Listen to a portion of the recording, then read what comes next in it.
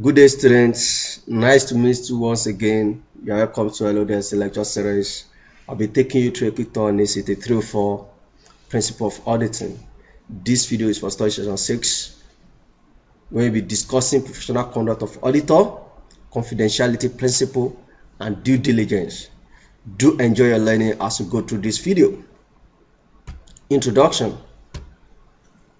In the previous study session, we discussed management representation letter. This letter cannot be adequate without the auditor showing professional competence in audit areas. Therefore, professional competence of auditors, confidentiality principles, and due diligence are very essential in this study session. Learning outcomes for study session 6. After you might have study session, you should be able to explain the professional competence of the auditor. You should be able to examine the confidentiality principle, and you'll be able to discuss the skills, care, and due diligence. Now, what is professional competence of auditor? Professional competence may be divided into two separate phases. We have attainment of professional competence, and we have the maintenance of professional competence. On the basis of attainment, the attainment of professional competence requires initially a high standard of general education, followed by specific education, training, and examination in professional relevant subjects, and whether prescribed or not, a period of work experience. This should be the normal pattern of development for a professional accountant. On the basis of maintenance of professional competence, the maintenance of professional competence requires a continual awareness of development in the accountancy professional, including relevant national and international pronouncements on accounting, auditing, and other relevant regulations and statutory requirements. A professional accountant should also adopt a program designed to ensure quality control in performance of professional services, consistent with appropriate national and international pronouncements.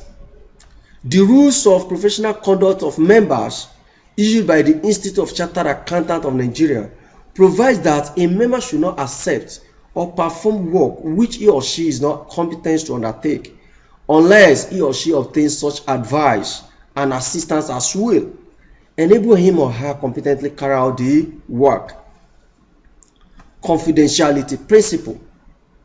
The IVAC Code of Ethics states that professional accountants have an obligation to respect the confidentiality of information about the clients or employers' affairs acquired in the course of professional services.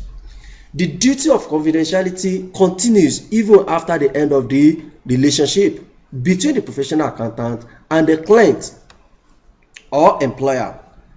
Elements of confidentiality principle include: A. Confidentiality should always be observed by a professional accountant unless specific authority has been given to disclose information or there is a legal or professional duty to disclose. B. Professional accountants have an obligation to ensure that staff under their control and persons from whom advice and assistance is obtained in respect the principle of confidentiality principle. Confidentiality is not only a matter of disclosure of information, it also requires that a professional accountant acquire information in the course of performing professional services, thus neither use nor appear to use that information for personal advantage or for the advantage of a third party. A professional accountant has access to a lot of confidential information about a client or employer's affair, not otherwise disclosed to the public. Therefore, the professional accountant should be relied upon not to make an unauthorized disclosure to other person. This does not apply to disclosure of such information in order to properly discharge the professional accountant responsibility according to the professional standard.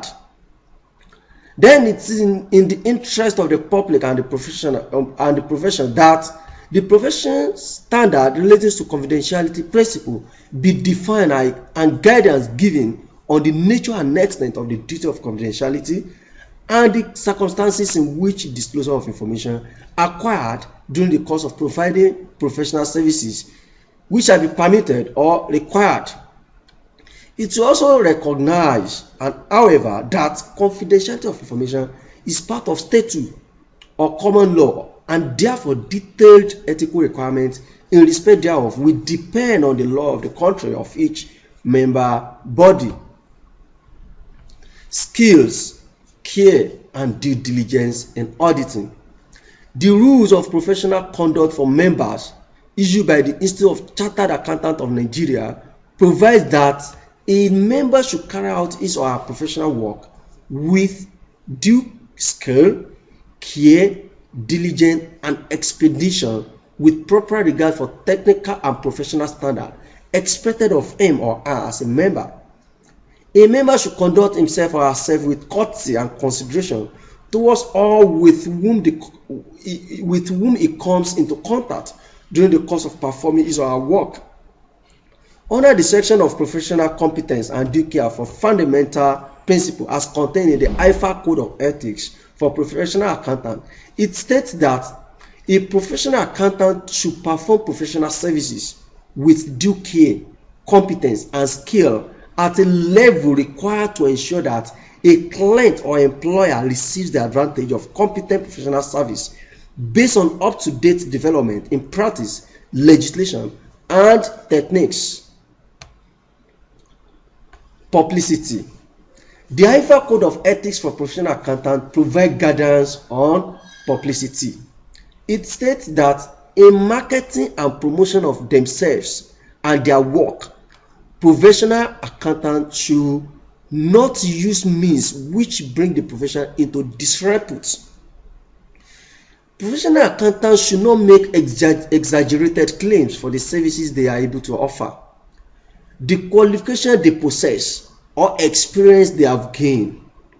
And also, the professional accountant should not denigrate the work of other accountants. The rules of professional conduct for members issued by the Institute of Chartered Accountants of Nigeria provide as follows. In relation to practice promotion, a member may seek publicity for his or her services, achievements, and products, and may advertise his or her services, achievements, and products in any way consistent with the dignity of the profession, in that he should not project an image inconsistent with that of a professional person bound to a high ethical and technical standard. In relation to advertisement, the code states emphatically that advertisement must comply with the law and should be legal, and advertisement should be clearly distinguishable as such. Now we have come to the end of this study session. Hope to see you next class for study session 7. Do enjoy your day. Thank you for listening.